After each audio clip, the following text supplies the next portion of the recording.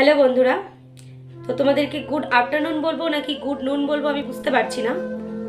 কারণ ছেলেকে ঘুম পাড়িয়ে আমি একটু রেডি হচ্ছিলাম কটা শর্টস বানাবো বলে। তো আমি রেডি হয়ে যখন ইউটিউবটা খুললাম শর্টস ভিডিওতে যাওয়ার জন্য, তো হঠাৎ হোম পেজে একটা দুঃসংবাদ আর কি আসলো, একটা ভিডিও সামনে ভেসে উঠলো। তো আমি আর ভিডিও করতে পারলাম না।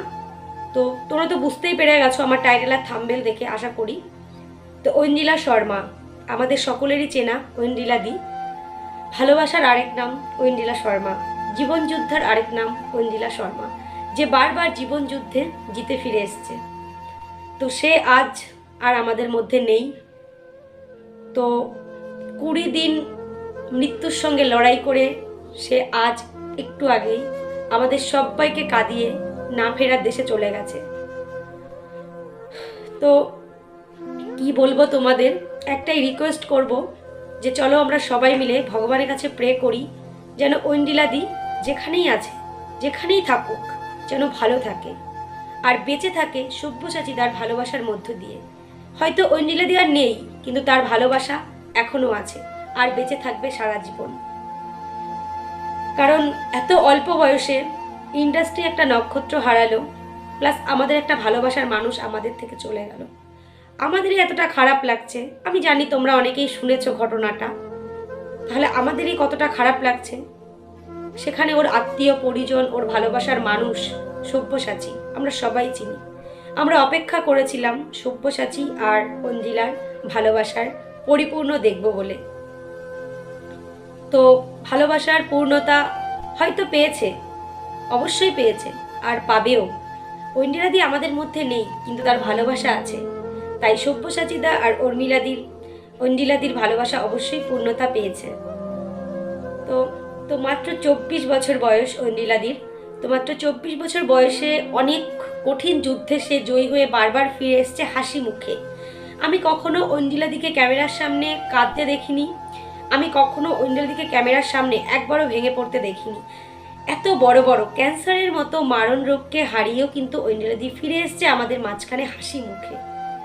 কারণ তার পাশে যে মানুষটা ছিল, সে মানুষটা সব্যসাচী, তার ভালোবাসার মানুষ।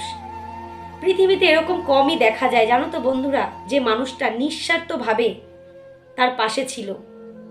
ভালোবাসার একটা উদাহরণ ঐন্দ্রিলা সব্যসাচী। এই নামটা কখনো মুছে যাবে না, অমর হয়ে থাকবে। ঐন্দ্রিলা দি আমাদের মধ্যে আজ নেই, কিন্তু ঐন্দ্রিলা সব্যসাচী এই নামটা আমাদের মধ্যে আজও থাকবে, আগামী দিনেও থাকবে। তো ভগবানের কাছে প্রে করো যেন ঐন্দ্রিলা দি তারাদের দেশে ভালো থাকে, অবশ্যই ভালো থাকে, আর আবারও যেন আমাদের মাঝখানে ফিরে আসে। জানি না সব্যসাচীদাকে সান্ত্বনা দেওয়ার ভাষা বা ঐন্দ্রিলা দির বাবা মাকে সান্ত্বনা দেওয়ার ভাষা আমাদের কারণ নেই, বা সান্ত্বনা দেওয়ার শক্তি আমাদের মধ্যে নেই। তবুও বলবো, আমি বুঝতে পারছি না আমি কি বলবো।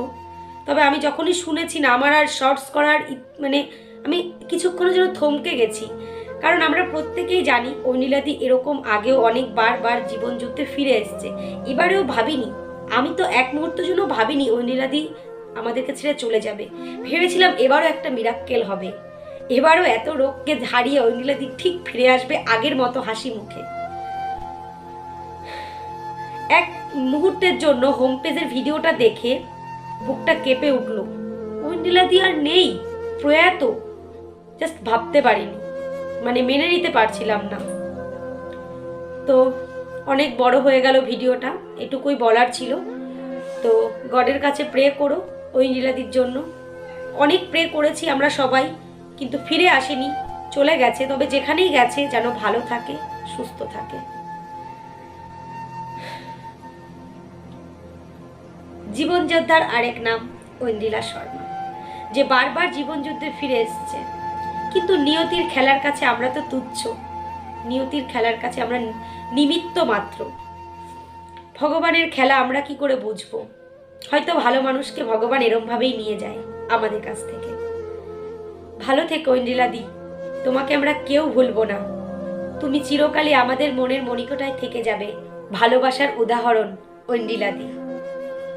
নমস্কার বন্ধুরা।